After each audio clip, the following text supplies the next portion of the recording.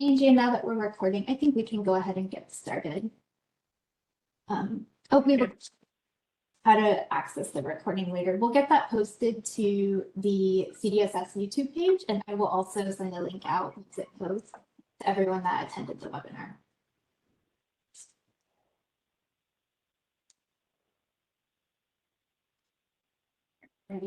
All right, I think we can go ahead and get started. Is there any other sort of preliminary introduction things that you wanted to cover, Emily? I don't think so. We do still have a lot of folks joining, so just wanted to flag for everyone to just please use the chat if you have any questions throughout the webinar. Okay, wonderful. Good morning, everyone. Thanks for joining us. I'm Angie Schwartz. I'm the Deputy Director over the Children and Family Services Division, the Department of Social Services. We're very excited to be sharing this trailer bill with you. It's the proposal for the permanent rate structure.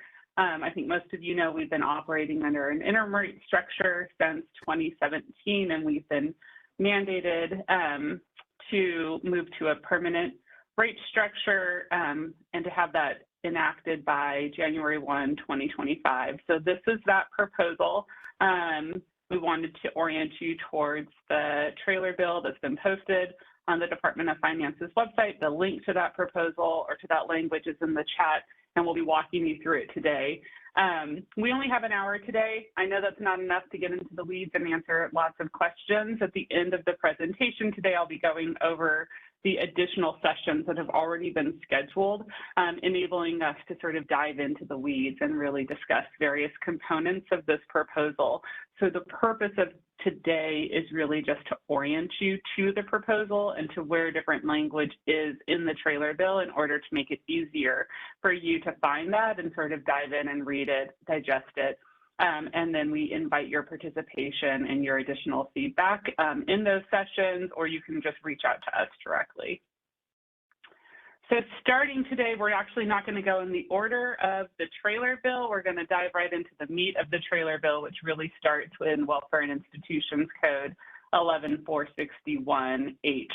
That's the section that we've amended within the Welfare and Institutions Code that establishes the tiered rate structure for children and non-minor dependents in foster care that will take effect beginning July 1, 2026, or the date that automation is complete if that happens later. So whichever one is later, because we cannot begin implementation of this until we have it automated. This section of the statute specifies that there will be 3 tiers to address the level of care needs of children as identified by the IP-CANS assessment, regardless of their placement setting. And there's 3 components. So there's both 3 tiers within the tiered rate system, and there's 3 components of the tiered rate system. Those 3 components include care and supervision, the strength building allocation, and the immediate needs allocation. So the rest of 11461H really deals with that care and supervision component. And then there are additional amendments to the Welfare and Institution Code that we'll be going over that establish that strength building allocation and that immediate needs allocation.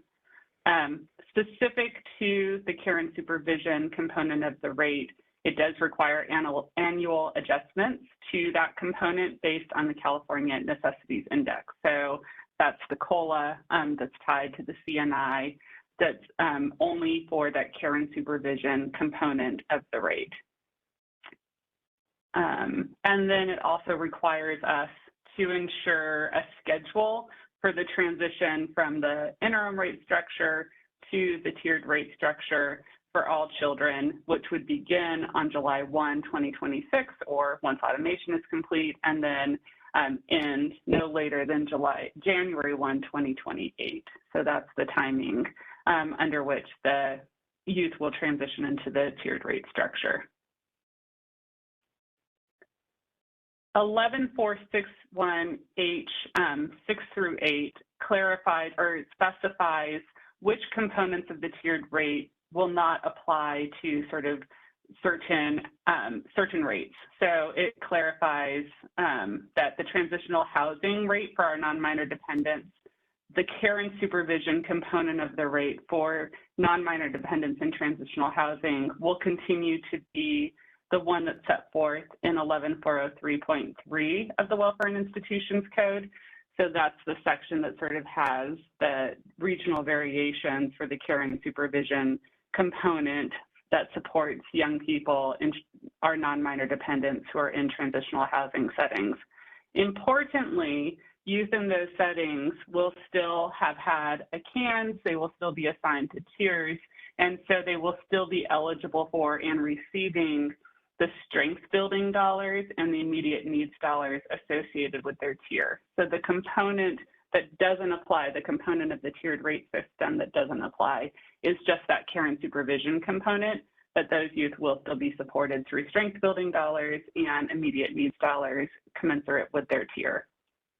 Specific to supervised independent living placements, these are also placements for our non-minor dependents between 18 and 21.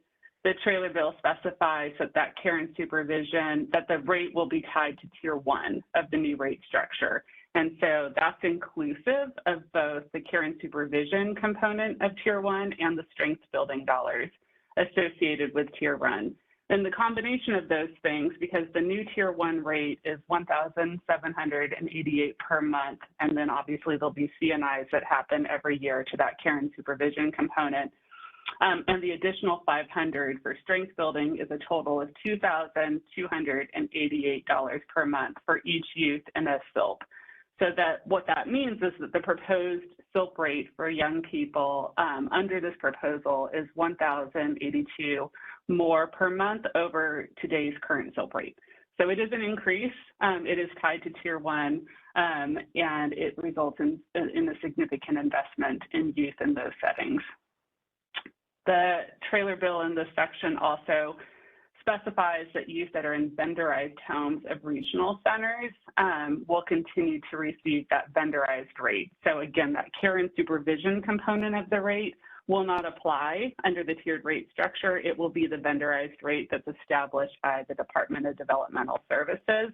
However, just as young people in transitional housing will continue to get their strength building and immediate needs dollars commensurate with their tier, that also continues to be true of children in vendorized homes of regional centers. So there are still the strength building dollars and immediate needs dollars to support both the strength building and additional needs that those young people have that's not met through the care and supervision component of the rate. Children within temporary shelter care facilities or transitional shelter care facilities, that there is no care and supervision rate attached to those settings. Those are, the counties are responsible for the payment of the care and supervision component of those rates. However, those children also will continue to receive the strength building and the immediate needs dollars associated with their tier. And for children that are within non-related legal guardianships that are ordered through the probate court, so those are kids that have never been within our foster care system, the tiered rate structure does not apply at all. They will continue to receive the rate set forth in 11405G4 of the Welfare and Institution Code. I would also note that there are some supplements to our rates that are not impacted by the proposed rate structure at all. The infant supplement, the expectant parenting payment, the clothing allowance, and the specialized care increments will not be changing. We didn't propose amendments to the language pertaining to those supplements, and they will continue at the current amounts. So the expectant parenting payment and the infant supplement will remain at current rates, and the specialized care increment and the clothing allowance will continue to be at the discretion of counties. Okay, moving on. So there are also requirements in this section of the proposal for the Department of Social Services to issue guidance to counties, placing agencies and Title IV tribes to implement the tiered rate structure, and specifically to set forth the guidance on how we'll ensure that there's fidelity to the CANs. This is a question that's come up a lot in the briefings that we've already had. How are we going to ensure that there's fidelity to the CANs?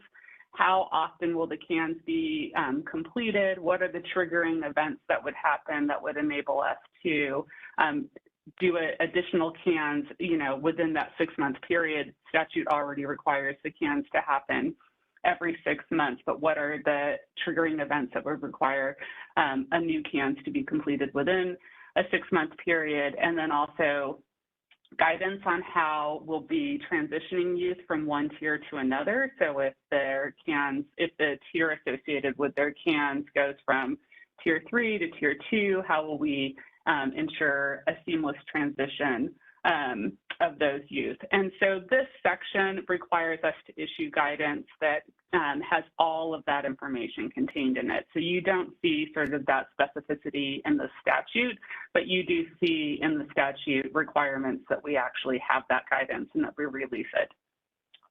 Similarly, there's authority provided to DSS to implement the tiered rate structure under written guidance until the adoption of regulations can happen. And then there's also that language that talks about when the tiered rate structure will take effect, and it's either July 1, 2026, or when automation is complete, whichever is later.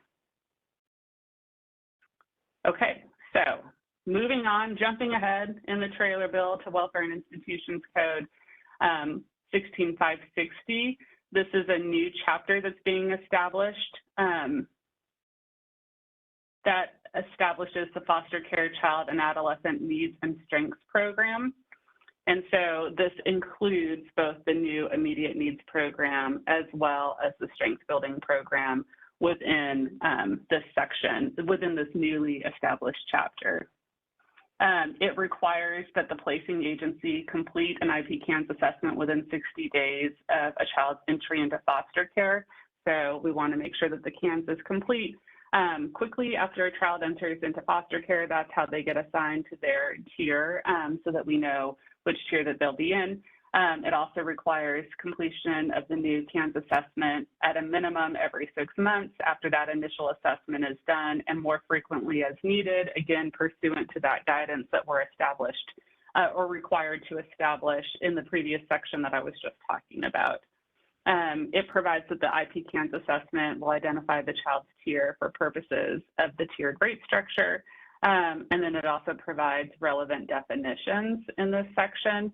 So there's definitions for child, which is a person who's under 18 years of age and placed into foster care, or who's a non-minor dependent as specified in 11400B of the Welfare and Institutions Code. There's a definition of placing agency, which includes a county child welfare agency, a county probation department, or an Indian tribe that's entered into an agreement pursuant to section 10553.1. And then there's also a definition of the Integrated Practice Child and Adolescent Needs and Strengths, or IP CANS, which has the same meaning as it does in 11461H, the section we were just talking about. So it makes sure that we're talking about the same IP CANS assessment for that tiered rate structure in the section where we're establishing the immediate needs and strength building programs. Then it moves on to establish the actual immediate needs program. And so that starts at 16562, and then A through C is sort of the language that you see on the slide here. So that's the language that establishes the legislative findings. And I think the legislative findings are worth sort of just drawing attention to. So the legislative findings include, say, a coordinated, timely, and trauma-informed system of care is essential to meet the needs of children in foster care who have experienced trauma. The use of standardized, validated functional assessment tools reveal that some children have immediate needs that may become increasingly complex if intervention is delayed or the need is left unattended. Investing in the provision of services provided to children in foster care by identifying and addressing immediate needs ensures that even those children and non-minor dependents with the highest level of need can be supported in every setting and, whenever possible, in the home of a relative, non-relative extended family member, or, in the case of an Indian child, an extended family member as defined in Section 224.1.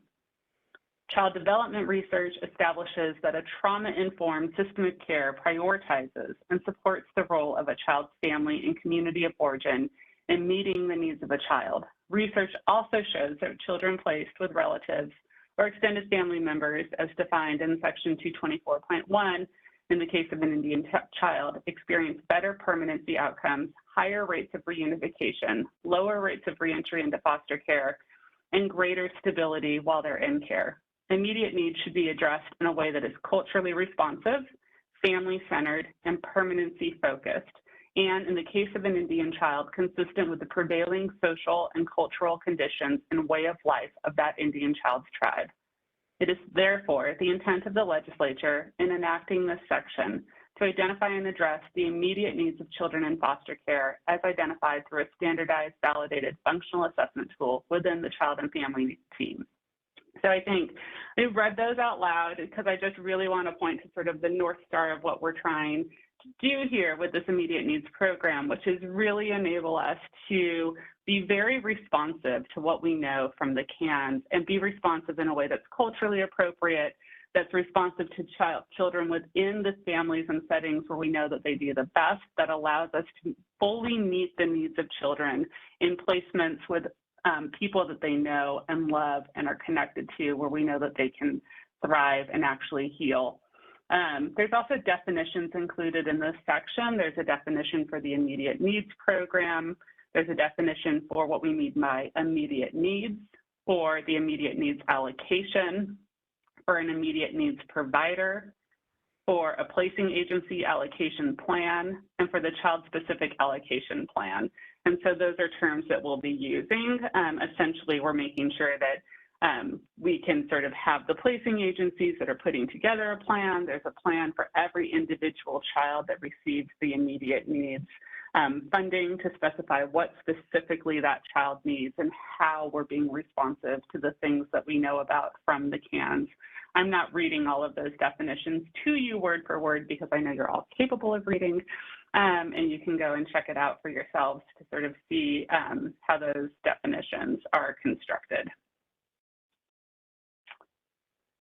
Oh, and I forgot to mention, I think in the earlier slides, the amount of the of the care and supervision rates. Those are specified in the statute, and Emily can just put them in the chat so that you can see like what specific amounts are associated with those care and supervision rates. Like as we got to this slide, I remembered that I forgot to say that out loud, so we'll just put that into the chat because the statute does specify the dollar amounts associated with the care and supervision components of the tiered rate structure, and then also it specifies the dollar amounts associated with the immediate needs program, which you see on the slide here, and then it also specifies the dollar amounts associated with the strength building dollars. So we'll go ahead and put those in the chat.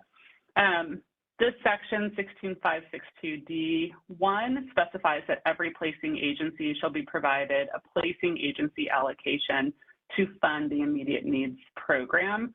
So that requires us, the department, to develop a methodology for determining the allocation for each placing agency, which will be based on the number of days per year children are within tier 2 or 3 in foster care placements that are served by that placing agency. So it's really looking at in a way that's trying to capture the actual number of kids that were served within tier 2 and tier 3 and for how many days they were served within those tiers. And then the amount of the allocation is it's a monthly, so it's $1,000 a month for tier 2. It's $1,500 for the tier 3, which applies to our 0 to 5-year-olds, and then $4,100 for tier 3 plus, which applies to kids 6 and older. So there's 2 different tier 3s, but there's really only one tier 3 for any individual child because it's age-based. And so there's the tier 3 for 0 to 5-year-olds, and there's the tier 3 for kids 6 and older. So those dollar amounts are specified in the statute here.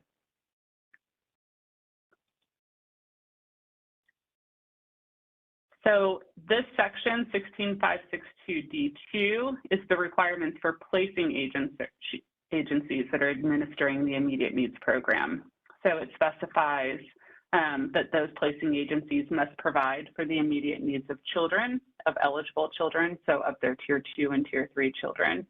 It requires placing agencies to submit to CDSS for approval a placing agency allocation plan that outlines how they will ensure the allocation is used to meet immediate needs of children and ensure an adequate array of certified immediate needs providers, including providers with specialized knowledge, experience, or training with tribes and ICWA for Indian children in the immediate needs program.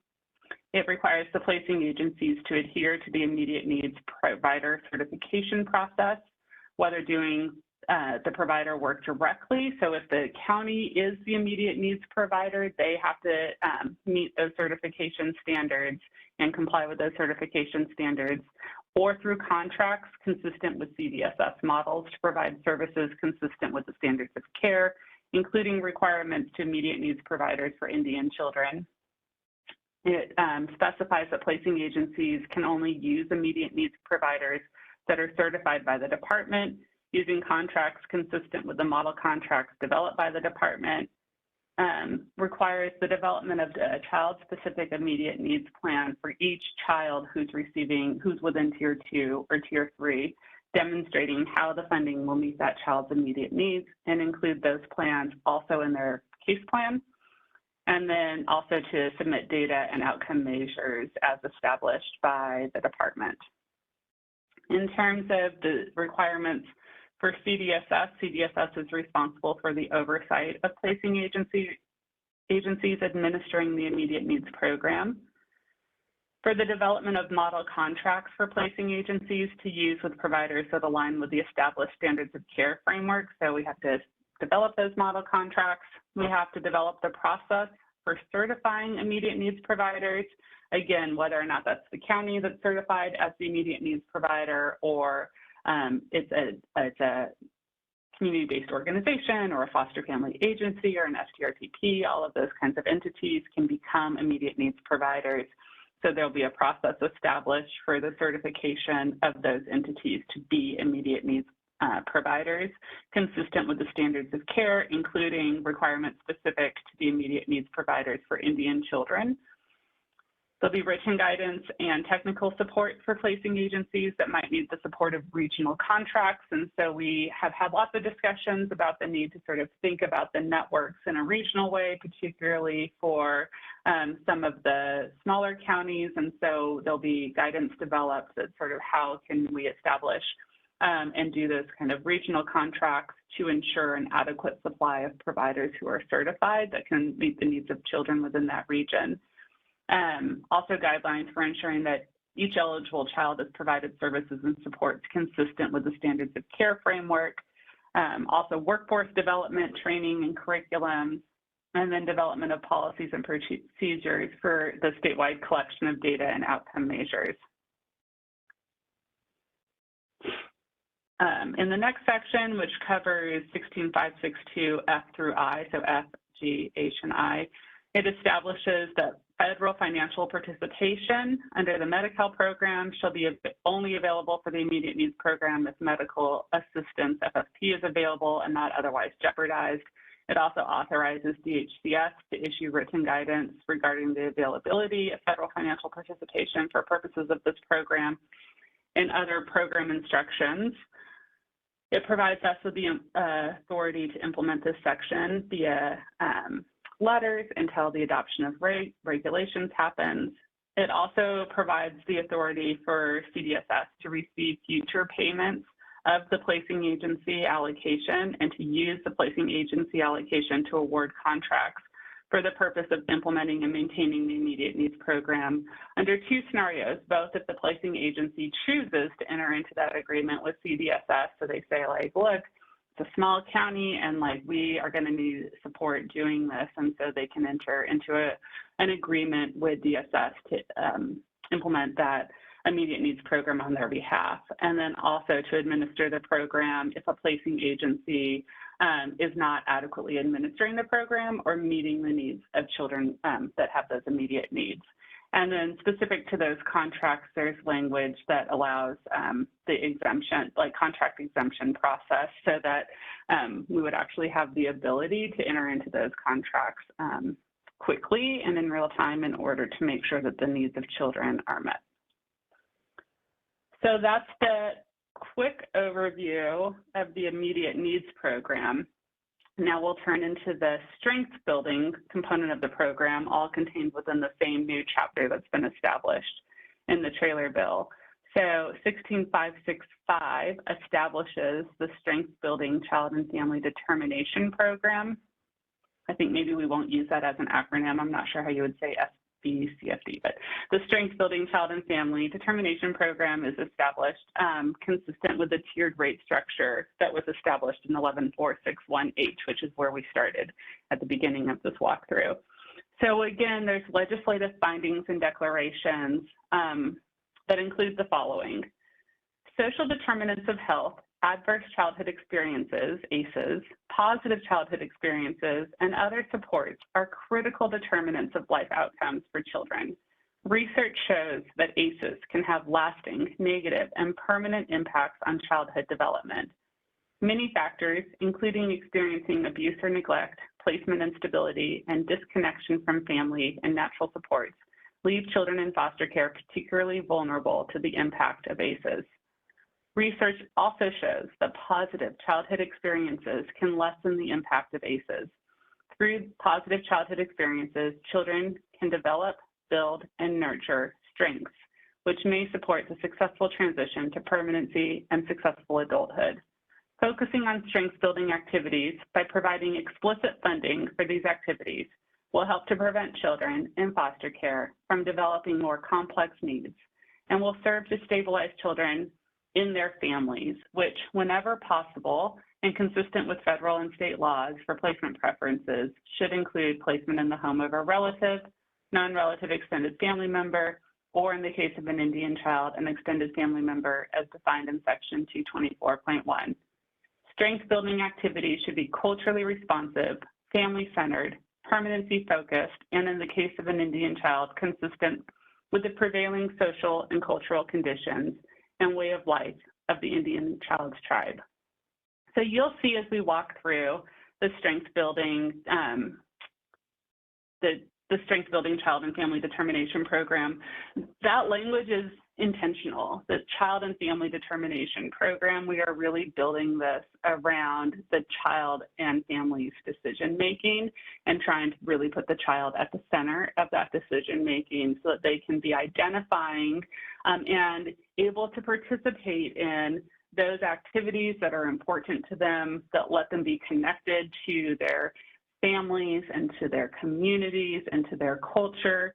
The things that often happen when kids enter foster care and they get disconnected from all of those things, and it just heightens the trauma that these young people have already experienced that brought them into the system in the first place. And so enabling children to be able to sort of be at the center and have voice and to actually build a program around what is it that you need and what is it that you want to try, and let's then sort of continue to be connected to things that really matter to them, and recognizing that the literature really supports this design of self-determination and also really focusing on strengths and strength building and putting that front and center. I think when we talk about foster care, it's often a very deficit-based system, like what has happened to you and all of the harm and all of the needs. And of course, this proposal is attuning to the need to address those immediate needs, but I think really importantly, it's attuning to the fact that all of these children have strengths, and focusing on their strengths and building their strengths is really key to addressing that trauma and improving the well-being of all of our children. So we are very much centered around that self-determination model. So you'll see that in the trailer bill. In terms of the allocation, the Tier 1 allocation is $500 per month, Tier 2 is $700 per month, and Tier 3 is $900 per month. And that's the same amount for Tier 3 for the 0 to 5-year-olds and Tier 3 for the kids 6 and older, which is why it's not broken out separately there. It specifies that the child strength building allocation must be used within the fiscal year for which the funding is appropriated and before the child exits foster care. So the money doesn't stay fiscal year to fiscal year. It's kind of a use it or lose it. And also it doesn't travel home with the child if they reunify or into permanency. So these funds are not available once the child exits foster care. It establishes that the child and family, with the support of the child and family team, shall do all of the following. So the child and family are developing their strength building spending plan that details the child's strength building objectives to be achieved through services or supports using the strength building allocation according to the standards that the department develops. And then also to choose the specific goods, services, activities, or supports, again, consistent with those program standards that will be developed. The child and family team shall also support the child and family in development of their plan and actively work with the child and family when goods, services, activities, and supports fail to meet the standards so that they can identify things that do comply. So like, oh, that's not an option, but like, let's find something that is, that maybe achieves the same purpose. It establishes that each child shall have a spending plan manager who contracts with CDSS. So it's a state contract. It could be multiple contracts. I think that hasn't been determined at this point. It'll be done through an RFP process. That spending plan manager will be paying for or otherwise enabling the procurement of goods, services, activities, and supports in accordance with the manager's contract and program standards. It will provide the child, caregiver, family, and placing agency with a spending plan report and an itemized monthly statement, and comply with all the duties prescribed in the contract, including but not limited to ensuring that the goods, services, activities, and supports are consistent with the child's spending plan, are paid for in line with their strength building spending plan, and ensuring that any provider has completed a criminal background check if required by state and federal law. So this is really not intended to be like what we've been trying to achieve here is the ability to have an entity that can, in real time, make sure that dollars are available to the child and family for the array of kinds of activities and services. So the spending plan manager won't be sort of picking those services for the child. It's the child and family that's choosing those services.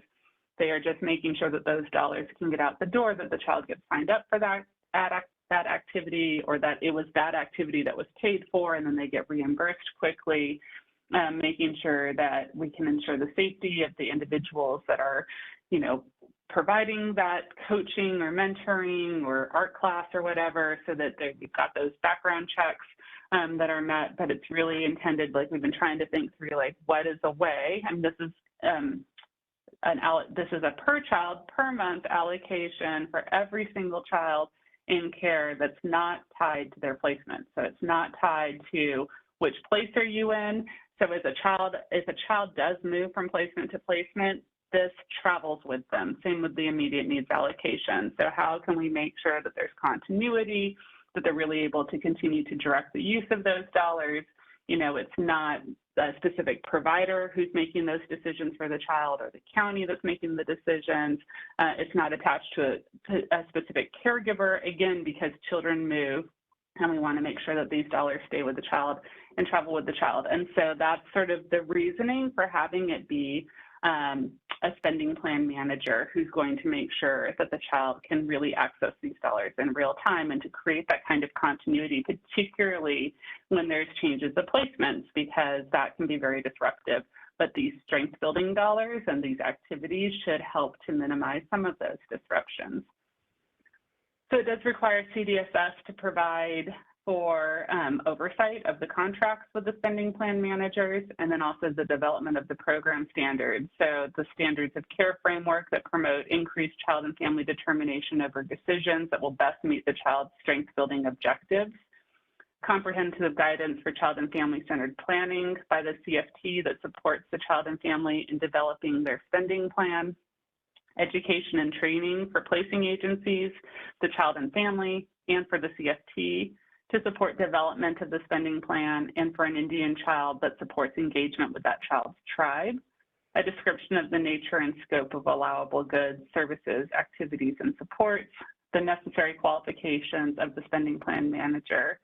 And then it requires us to consult with the broad array of stakeholders that we're consulting with today and that we view as very critical in the development of all of this, in the development of those standards. In terms of the placing agencies, they're required to include that strength building spending plan and spending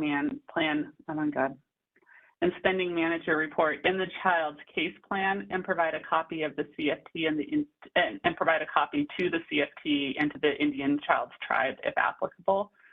It requires those placing agencies to facilitate the CFT meeting and providing support to the child and family in developing their spending plan and selecting the goods, services, activities, and supports, and also to provide information and support to the child and family about the availability of goods, services, supports in the community, and support the child and family in accessing those things. And so it's really a support role and making sure that all of that gets documented within the case plan so that the family has sort of full information about all of the different things that are available and the different ways that we can make sure that the child has access to the appropriate strength building activities. It provides the department with the authority to implement this via written guidance until the adoption of regulations, and then also grants us the authority to award contracts for the purpose of implementing and maintaining this program. So that's sort of the overview of the strength building child and family determination program. So those three components that I've just gone over, the care and supervision component, the immediate needs component, and the strength building component, are really the core, the center of the proposal for the permanent rates structure.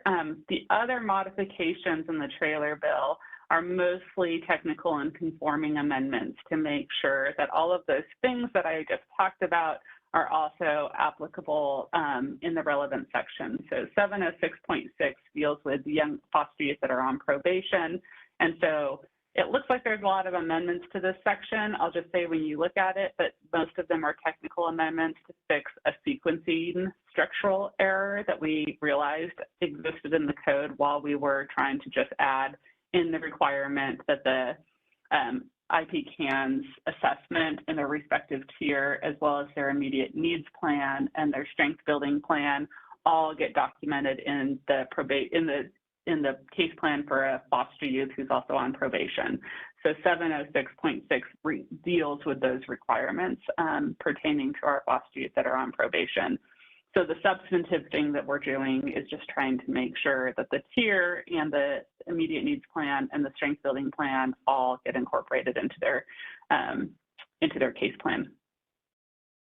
And then specific to dependent youth, that's in the 16,000. So we also made those amendments to the statute. So we'll get to those in a moment. That's just the probation youth and the case plans for dependent youth are in sort of the opposite ends of the Welfare and Institutions Code. There's also technical and conforming amendments to fix an error in law and to clarify the rates for the SILPs in the final rate structure in 11402. So tying that SILP rate to the Tier 1 rate to make sure that they get Tier 1 care and supervision and Tier 1, oh my God, I'm starting to not be able to talk anymore, Tier 1 strength building, which results in that significant increase for our young people that are within our SILPs. And then in 11460, there's the conforming amendments just to make sure that the tiered rate structure is implemented, to phase out the interim rate structure, to remove outdated language related to a 2017 legislative report requirement, that again, the authority to do this through guidance and to adopt regulations, and other technical amendments to remove the group home placement type and associated statutory requirements, since we don't have that anymore. In 11462, there's also technical amendments to implement the tiered rate structure, and that includes the admin for the providers, so for FFAs and STRTPs in both 11462 and 11463. You would see the actual tiered admin rate associated with placement through an FFA or an STRTP. And so those dollar amounts are also specified in this component, in these sections of the statute. And again, I don't have them on the slide here, but Emily can put in the chat what the admin component for Tier 1, Tier 2, and Tier 3 is. And so it sort of works the same way that the tiered rate structure works. So if a child is within Tier 1, they get Tier 1 care and supervision, regardless of placement type. They get, there is no Tier 1 immediate needs, they get Tier 1 strength building, and if they're placed through an FFA or an STRTP, the admin dollars associated would be Tier 1 admin. And then for Tier 2 children, It's Tier 2 care and supervision, Tier 2 immediate needs, Tier 2 strength building, and then the admin would be associated with that Tier 2. So these sections, these amendments sort of deal with that admin component of the rate and then remove some of the other outdated language and also phasing out the interim rate structure. And then I mentioned the case plan for our dependents in foster care. And so 16501.1 deals with that and make sure that we are documenting the child's tier associated with the CANs, as well as their immediate needs plan and their strength building plan within their case plan. And then there's the conforming amendment to sunset the intensive services foster care program once the tiered rate structure takes effect. So there's a sunset date put in 18360 of the Welfare and Institutions Code, which is the ISFC section of the code. And so we've had lots of questions, like if you're getting rid of ISFC, does that mean that we're getting rid of all of the requirements for specific kinds of training? What about limits on how many of those kids can be placed into any particular home? Those kinds of things you won't see in the trailer bill at this point. What you see is just the sunset of the ISFC program. We will be, as part of the immediate needs work group that's being established, be digging into those topics of like, so for our Tier 2 and Tier 3 children, do we need to have limits on how many of those kids can be placed into a single home? And we need to make sure that there's exceptions so that siblings can remain together. How do we ensure adequate training and support of those caregivers? I will say that we really intend the immediate needs allocation to be able to meet sort of those training and support needs of our families and to be very child specific, right? So instead of sort of having generic training, to be able to train about what it is that this child needs, what do we know about this child, and make sure that we're offering that specific type of support to a caregiver that's caring for that child. And so those dollars would support that kind of training and that kind of mentoring and in-home support and in-home services. So, but we will be digging in deep on those conversations in those work groups. Speaking of work groups and feedback, we would love your feedback. Emily's email address is on the screen there. We are requesting sort of line edits or suggestions or questions on the trailer bill by Friday, March 29th. And then we are also kicking off some work group meetings. And so we'll have the strength building program work group meeting, which is starting on Tuesday, March 19th from 9 to 10 a.m. And then we'll have recurring dates and times every other Tuesday from 9 to 10 a.m. through Tuesday, April 30th. The immediate needs program, we're starting with Friday, March 22nd, and then we'll be having every other Friday meetings for that group through May 3rd. And then we'll be having another group to sort of deal with things outside of strength building and immediate needs. And so that'll be like some of the questions that have come up around the CANs, some of the due process issues that people have raised. So those kinds of things will be discussed in that group. The kickoff date for that meeting is March 26th from 10 to 11 with recurring times every other Tuesday from 10 to 11. So those calendar holds or invites can go out to you now. Just email Emily at emily.smolson@dss.ca.gov and include your name and the work groups that you'd like to participate in, and she'll make sure that you get invites to participate in all of those different work group meetings. So that is the end of our presentation and sort of the quick overview of the trailer bill. We really do encourage you to read it in full and to ask us questions that might come up. We're happy to answer questions. In addition to those work group meetings, we're happy to schedule sort of individual discussions and calls if that would also be helpful. So we know that it's a lot to digest, so continue to be willing to sort of have focused conversations as appropriate. Emily, I have not been monitoring the chat at all, but are there certain things that we should flag or that questions that came in that you think would be helpful. We'll be taking all of your questions and incorporating them into the work group agendas as well. So, you know, to the extent that we don't get into specific answers to all of the questions that came up in the chat today, we are both working on an FAQ document that'll be posted, so that'll be responsive to the many questions that we've been receiving. And then we will also be incorporating these into the discussion topics within those work group meetings.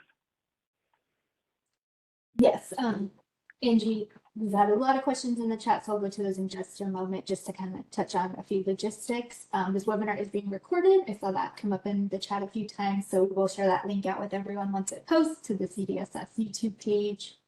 The work groups, just send me an email. We'll make sure that you're signed up for those. You can sign up for all three if you'd like, or just a certain topic.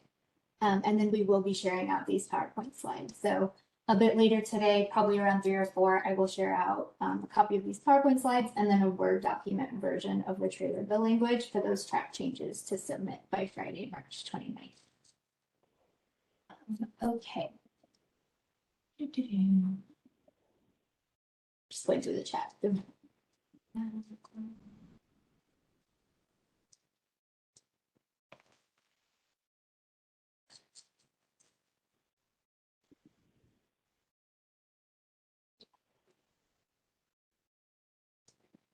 Okay, we gotta, let's see.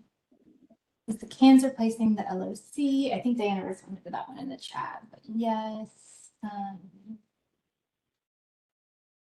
right, Angie. In terms of, I see a question here, what about youth who are in non-vendorized placement? So those are our regional center youth who also receive a foster care rate.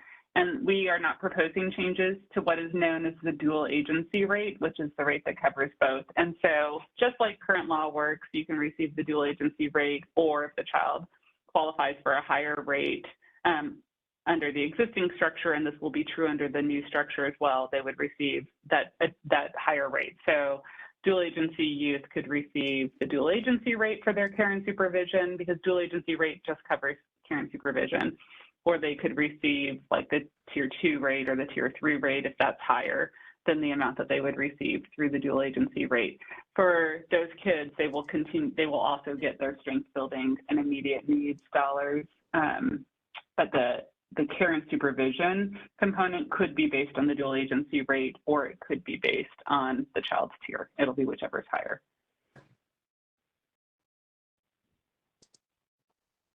Okay, another question. When you say the sunset of the ISFC program in this trailer bill, are you referring to the ISFC program rate at this point, considering the immediate needs work group will dive into the ISFC program requirements and such?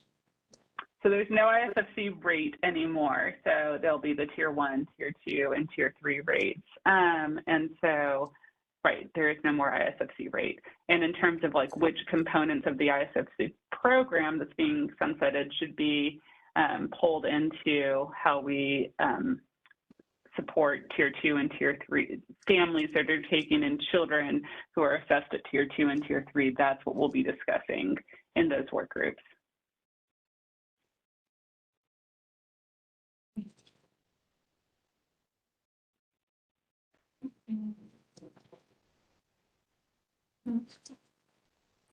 In terms of the question about the admin rate for THP NMDs, we're not proposing a change to the rate that the THP NMDs would receive. So it'll continue to be what's specified in statute, I think 11403.3. What's the only thing sort of new for young people in those settings is that they'll also be eligible for the strength building and the immediate needs dollars, but those are child-specific dollars, so it's not funding that would be provided to the transitional housing provider. So in terms of the rate that the transitional housing providers receive, there's no proposed change to that rate. We're just ensuring that those youth also have the strength building and immediate needs supports. In terms of the permanency question, the strength building and immediate needs allocations are not proposed to be available to families through AAP or KINGAP. We'll be talking about that in the working group that's sort of dealing with all the other issues, we'll also probably touch on it in the strength building and immediate needs work groups, I suppose. But no, the proposal is that those dollars do not continue, those sources of supports do not continue into permanency.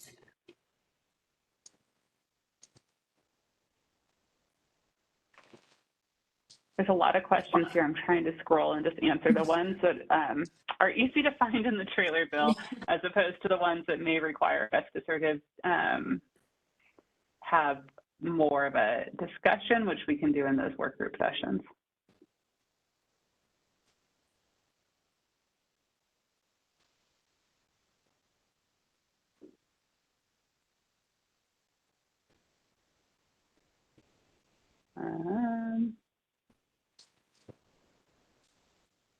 This might be one we need to address in the work group, but it sounds like the funding for immediate needs will be provided to counties via capped allocations. What if a county needs more money for immediate needs than what's allocated to them for the year?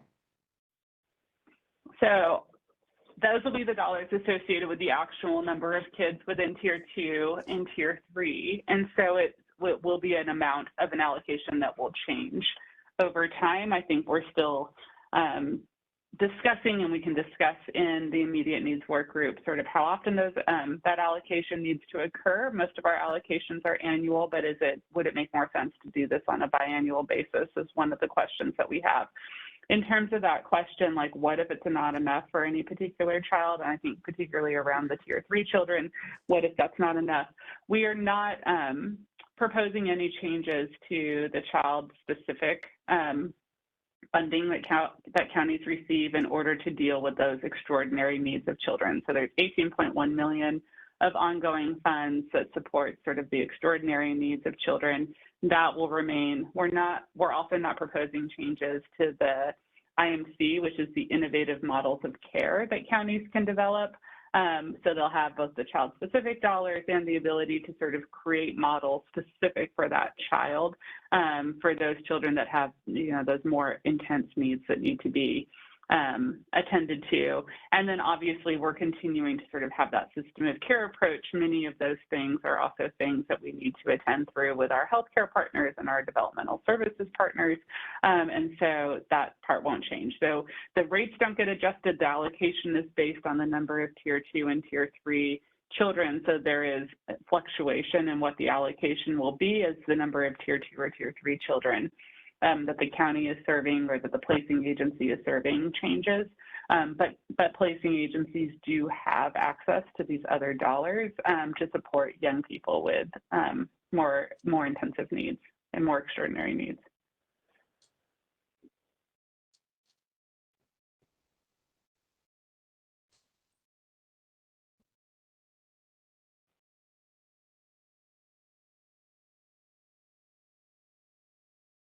Are there any other questions that you saw, Emily, in the chat in the last few minutes that we have here? Scrolling through.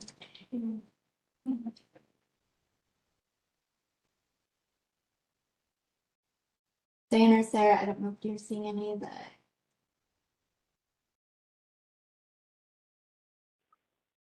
The CNI question, the proposal is just for CNI to apply to care and supervision. So there is not CNI included for strength building or immediate needs or for the admin portion of the rate, just for the care and supervision.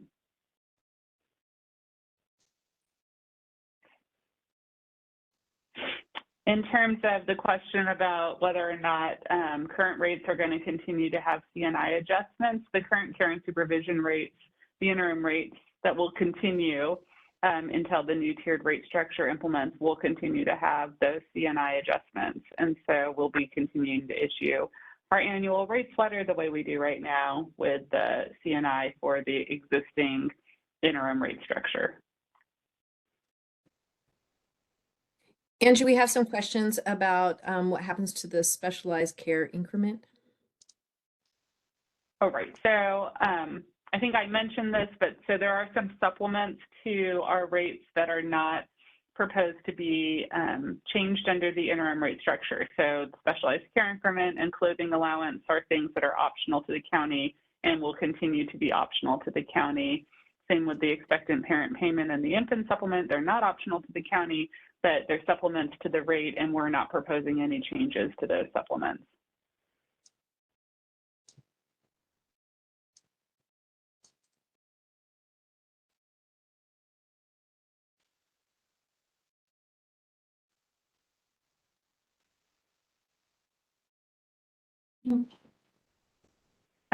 The question about will the providers be paid directly, the way that the dollars flow, so the care and supervision and admin dollars will continue to be paid directly to the provider just as they are now. So our current rate system only includes care and supervision and admin, and it's you know, it goes to the STRTP rate goes to the STRTP, the FFAs receive that dollar amount, and then they pass on the care and supervision component to the resource family.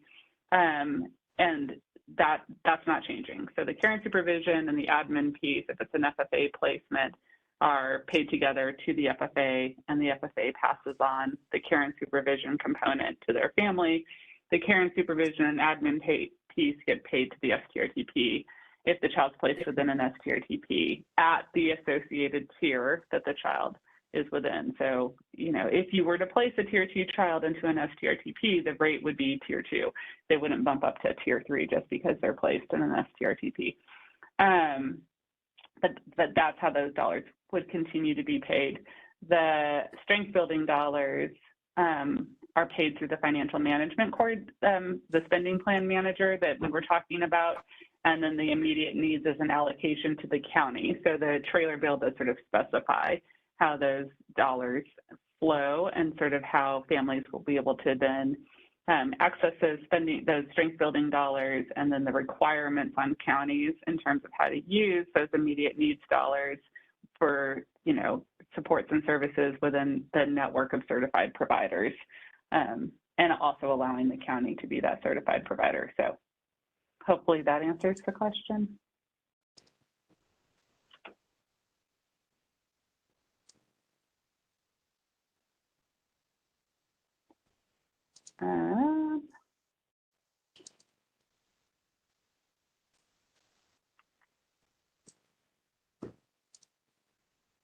In terms of those enhanced ISFC programs, again, there's no change to the IMC rates. And so those enhanced ISFC programs are part of the innovative models of care and the ability of counties to establish those innovative models of care. So we are not proposing to get rid of the ability of counties to establish those. There's no particular rate associated with that. That comes from either county realignment dollars, or counties have access to that 18.1 million of child-specific dollars. And so those can also support youth that are within those sort of innovative settings that are outside sort of the more traditional, that have needs above and beyond what could be provided through the tiered structure.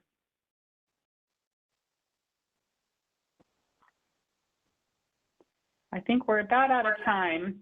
I want to assure you that we are writing down every single one of these questions, and we will be using them both within our discussions in the work groups, as well as putting them into the FAQs that we're continuing to develop, so that people can see responses to those questions, or they can become discussion items within our work groups.